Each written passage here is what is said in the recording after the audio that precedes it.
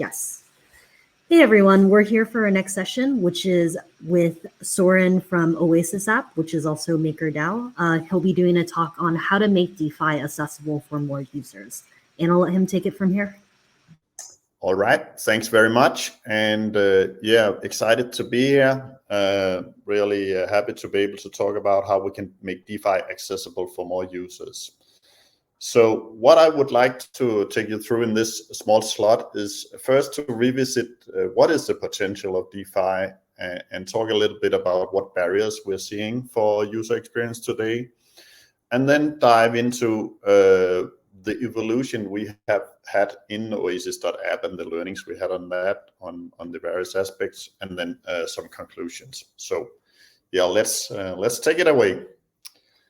As a lot of you probably have seen, know, stuff like that, is the last year DeFi just has grown really much. And we are, depends on the day and what happens on the markets, but we are around 80 billion worth of dollars locked into DeFi right now. And there's clearly a lot of excitement. Here we have some experts saying it can grow 10x, and surely it can grow a lot more than that. But let's get a check where we kind of look at where is DeFi compared to all the other kind of asset classes we have in the world. And if we look here with DeFi, with our 80 billion, yeah, well, it's just around a tenth of the Bitcoin market cap, which I guess is around 800 billions. And even though that also has done great the last year, there's still more than 2 times the way up to the Apple company, which is one of those traditional companies out there in the world. And as we move further into all the assets we have in the world, the stock markets, the debt obligations, and somewhere in between a lot of real estate and all that stuff, it is just a blip on the radar. So there is clearly much room for DeFi growth, and it's not just coming by itself. But what are the barriers? Well, let's take a little bit of a look on that. Clearly on the tech side, I guess everybody knows that the technology currently underpinning Ethereum, that really has reached its limits. And we actually, with the high gas prices and all that stuff, we're really seeing actually users being excluded from DeFi. Now, layer 2, that has the promise of lower gas prices, but also we will have several layer 2 chains. That also, all that complexity about combining them, interacting between layer 1, layer 2, actually will add more complexity towards the user experience, not less. So yeah, there's still something to do there. And also with all the tech innovation, we also get new security exposures almost every day or every week. And that really is not good for normal people that just want to make sure their funds are safe. So clearly we need also some more maturity in the security area. And if we go to regulation, regulation, unfortunately, it's not technology neutral, because then we would be in a good place. And also regulation across the globe is very different from place to place. So even though DeFi is global, as a user, it's really dependent on what jurisdiction you are in, how the law treats you as a DeFi user, which is not very satisfying. And regulators, they're still trying to wrap their heads around what DeFi is and get very different conclusions. So until we have more regulatory clarity, that's also a barrier for sure. And then there are the business models. And again, DeFi enables really a lot of exciting business models, but it's hard for users to assess them, to evaluate the risks, and we clearly need more maturity in the business models. Imagine if you as a DeFi user could just get insurance for the funds you deployed into DeFi, just like a user today when they have money into a traditional bank account, amount of that is automatically insured. Stuff like this really can do wonders for the adoption of DeFi. All of this, I guess, is known problems in the ecosystem. A lot of great minds work to solve them. But there is also another barrier which wasn't recognized until recently, I would say, which really also is critical for getting broader DeFi adoption. And yeah, guess what that is? The elephant in the room. Of course, it's user experience.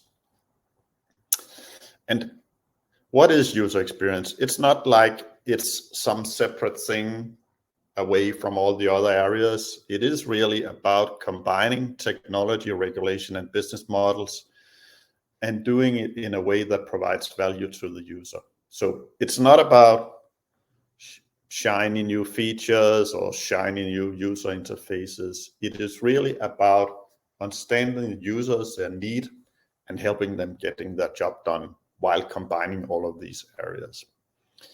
So clearly, that also means user experience is bound by how much you can do on the technology side, how much you can do on the regulation side and the business model side. But it doesn't mean that, we can't improve a lot on what we have now. There's huge room for improvement already with the limitations we have. And that's also what we experienced with Oasis.app. We have focused a lot on understanding our users and trying to see how we can help them get their jobs done. And I would like to provide you some examples from our journey. We've been in it from the beginning of DeFi, and since 2018 we actually had several major iterations of the Oasis application, where I'll take some small examples and see what we learned, how we improved the user experience here. Now, some of you, this Oasis.app comes out of the Maker ecosystem, as also was told, and some of you may not actually know the Maker protocol very well. So before I go in and talk about the different evolutions of the app, I will give you a very quick 101 on what is a Maker Vault, which is what we currently is the major piece of interaction for Oasis.app. So a Maker Vault is a smart contract or a smart contract system that enables a user to take from himself or herself a collateralized loan, in that the user deposits collateral, and that always has to have in that vault more value of the collateral than of the actual loan. So it's without a counterpart, it's over collateralized. That's the kind of loan you get on the Maker Vault. And you have four from a user's point of view, you have four kind of ways to interact with a Maker Vault. First of all, you go to the left. I don't know whether you can see my mouse, but I'm at least turning it around here up to the upper left corner, where you can deposit your collateral. Once you've done that, then on the upper right side, you can generate Dai, which is the stablecoin, preferred stablecoin in DeFi, and use it for whatever you will use it for. When you're done and you're ready to kind of close your position again, then you pay back the Dai that you borrowed, together with a stability fee that goes to the protocol. And then finally, the fourth major action you do on a Maker Vault, that is, you can withdraw your collateral and do something else with it. So with that brief introduction, then let's move to actually see the very first front end that existed to interact with the Maker protocol back in the late 2017, actually, beginning of 2018. That is the Dai Dashboard. And I know there are limitations on screen size and stuff like that. It may be hard for you to kind of see the connection back to the conceptual image I gave of a mega vault, or actually back then it was called a collateralized debt position, a CDP. But it actually is hidden somewhere in here. But there's a lot of other things the user has to go through. The user has to approve various tokens that can be transferred to different contracts. They have to perform different things like wrap ease to wrapped ease, and then they have to wrap it even further to something called pooled ease, and have to do a lot of things. So back then, actually, a user had to open a new position. A user had to approve with the wallet, sign 11 transactions. However, still a lot of millions of Dai has been created using this front end. And why? Well, it still had a compelling value proposition for those who used it, and the alternative was to go to a command line and use command line commands. So in that sense, it certainly provided value. However, we clearly, if we didn't know it ahead of time, we clearly learned that, the direct interaction with core protocols is not user-friendly. This thing where you have to do a lot of discrete interactions with smart chains on the blockchain, that may make sense when you program the smart contracts, but it is not really cool for the user. Luckily, the team at Mega also kind of fixes stuff like that, and it was Gonzalo, are you out there, Gonzalo, who kind of created what is called the DS proxy contract, which is a smart contract that actually enables to combine a lot of actions and just have the user see it as a single transaction. So the user just signs a single transaction, and then this proxy contract actually goes out, interacts with different smart contracts, performs things that make sense for the user, and all in one transaction. So that was a huge, from a user experience point of view, this technology improvement was a huge plus.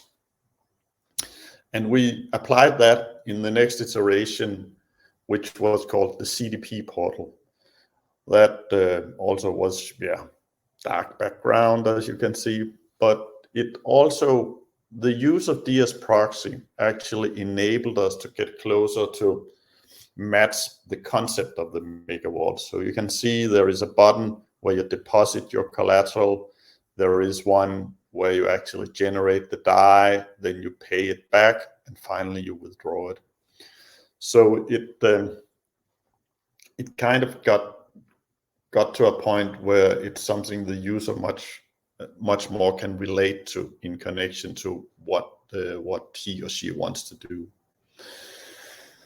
Another thing that we also did on, you could say, the technology evolution side was, it is actually quite, as users, they don't just create a vault and then they have it until they go back and close it. Depending on how the price evolves, they may add more collateral, they may mint more Dai and stuff like that. And it's actually very, very important for users to see how the history of their position has been. Now, the thing was, we tried to read all that information from blockchain, but blockchain is not really created for optimized for querying, so it was much too slow. So as a result of that, we again had a great guy that kind of wrote a small task that actually reads all the information from all the contracts that makes up the mega protocol and saves them into a cache, which then the front end can query, and in that sense, get history without a lot of delay. So that was another user experience improvement. And we learned, obviously, this was certainly off-chain, but on the other hand, the information provided gave such a lot of value. And as we also made sure that if that off-chain service wasn't available, the user could still interact with their position, then we kind of said that's okay. Another thing that also was kind of we learned from this iteration was we kind of inherited from the first version, the Dai Dashboard, that we also showed a lot of protocol stats, not relating to the individual position, but how is the protocol doing, how much is locked into it, a lot of other information. And we realized, based on user feedback, that actually created noise. There was too much information, and a lot of that information wasn't very relevant. And that kind of made sure that the important information was hidden. So we took that learning and applied it to our next iteration.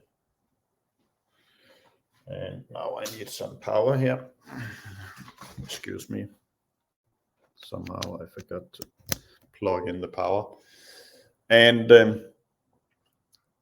that kind of, removed all the information that isn't relevant and also highlighted what really is important for the user. And first of all, it is, there's this requirement that you have to have a certain level of over-collateralization on your position, otherwise it will be liquidated.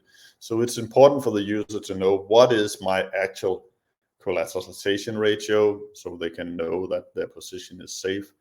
And the other thing is, okay, at what point from a price perspective will I get into trouble? Some prefer to look at the collateralization ratio, others prefer to track the price.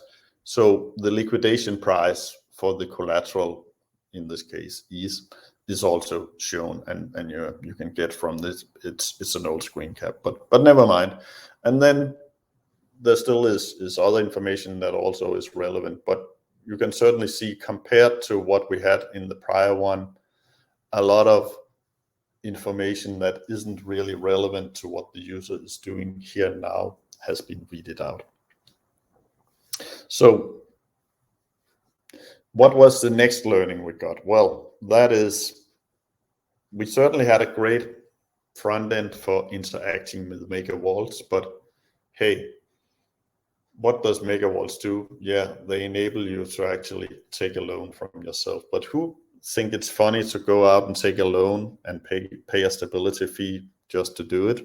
No, it's because there's something you want.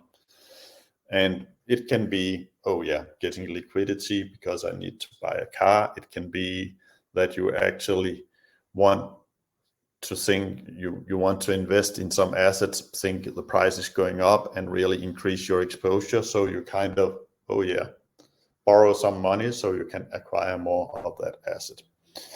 So again, the DeFi protocols, seldom they are ends in themselves. They're just enablers for users to get some of their jobs done. So we kind of said, it turns out from our user research that a lot of the Maker Vault users, Oasis.app users, they actually are looking to increase their exposure to some of the different collaterals that are used and supported in the Maker protocol.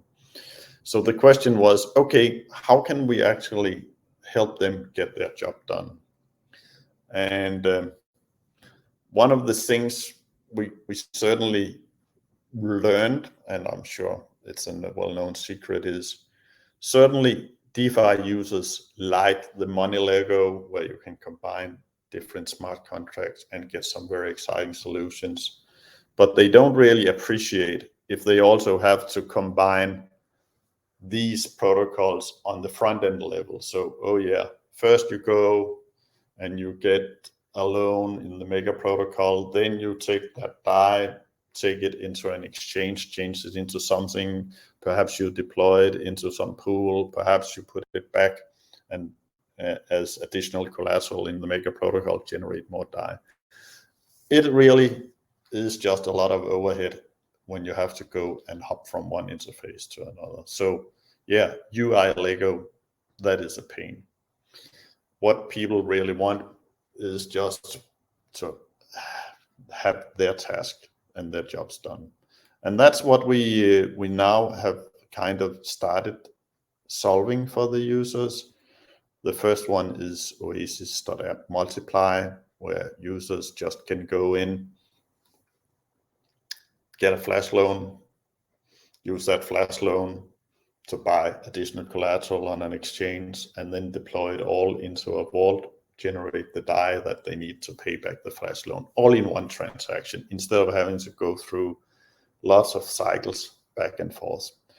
And that now is how it looks here. So instead of having to go and switch from app to app, users instead can focus on kind of looking at what are the numbers that make sense to me.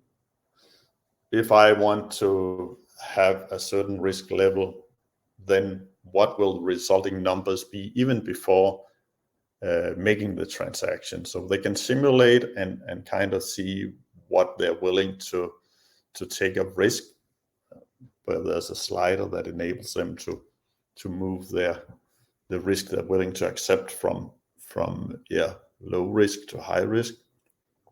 And then once they're satisfied, just have one transaction that does everything under the cover. And again, it's the same good old DS proxy that you heard about on the CDP portal that we're using here to kind of enable all of this automation and then features for the user. And this is just the beginning. This clearly is what our research is telling us, that users are looking to get relevant information, understand the risks, make sure they understand this is something they can trust, where it's up with it's providing information that's relevant and not showing something that is not relevant. So with that quick tour of the evolution of Oasis.app, I will also talk a little bit about how we go about delivering a better user experience. So, we really talk a lot with users, and we have, obviously, as everybody who has a live product, they get feedback on the different social media, on the support channels, email, stuff like that. We do also go out and do user interviews, and what you don't see on this figure here is that we also have a lot of focus on analytics and data. We do really try to understand what is happening on the protocol level from with protocol analytics. And then the last thing is not just asking users what they like, what they don't like, but also really understanding what are the jobs they're trying to get done, and make sure that we cannot just support individual activities in that job, but simply support the job from the beginning to the end. Based on that, we make small incremental improvements to the product. For example, if we add a simulation of what the transaction will be before we actually do it, we think we perhaps can increase onboarding of new users with a certain percentage. And that's based on that, we go to the steps you're now seeing here. We form that hypothesis. Then we work with our design team on how we actually can implement that. That goes to user testing, and clearly it also goes to the engineering team to kind of, even before we do that, to kind of also see, one thing is what we see from the point of view of design, but also what is actually feasible. Remember, I took you through the barriers. We still have a lot of technology regulation and business model barriers for what we actually can do compared to what we can dream of. So we already need here to kind of see, okay, what is feasible, and then we go out and get the users to kind of give their feedback on mock-ups, things like that. Based on their feedback, yeah, we have iterations. We need new mockups. We may even go back and adjust the hypothesis based on the feedback we get from user testing. But that is even before, yeah, writing a single line of code. And then once we've gone through this 1, 2, 3, 4 times, then we get to the implementation and we then release it. And here we have some of the also very important feedback. That's live feedback. But clearly we are looking to kind of make sure that we take all of the worst errors away even before we ship it on the product. And then, yeah, the live feedback goes back, forms new hypotheses, and that's where we're going. Now, based on this, again, clearly DeFi is 80 billion. It deserves to go much, much further, but we also need to progress a lot on all fronts to really make sure that we solve problems that make sense for users. Otherwise, it still will become a niche product, and it really deserves better. And I'm also confident it's starting to get a lot more attention. And I think what is important to take away, yeah, it's not about trying to make this a shiny Web 2.0 product, but it's, on the other hand, it's also not just about having a great team of smart contract engineers and a couple of designers. It really is about having a multi-skilled team to make sure that you build products that users can trust. So I mentioned again, we have user researchers on our team. We have great designers that make it a real pleasure to interact with the product. And then we also have data analysts that once we get it out, helps us understand what's happening both with off-chain, on-chain data. We have a customer team that we also, when users need assistance, that we're able to actually help them get on with the things. It's again, this is about users and their funds. So it's not something that you just can kind of leave to some kind of discussion group somewhere. So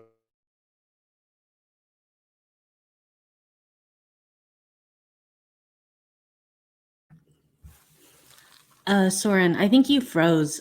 Would you mind refreshing your browser?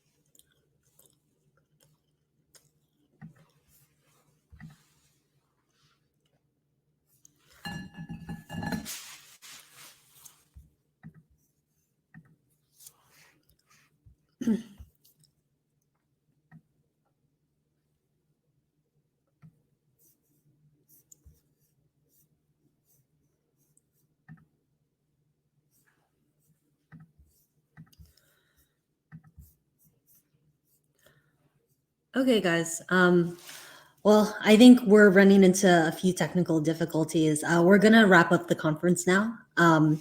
For the remainder of Soren's session slides, what we can do is share it out, and then you guys can ping him in their Discord if you have any additional questions.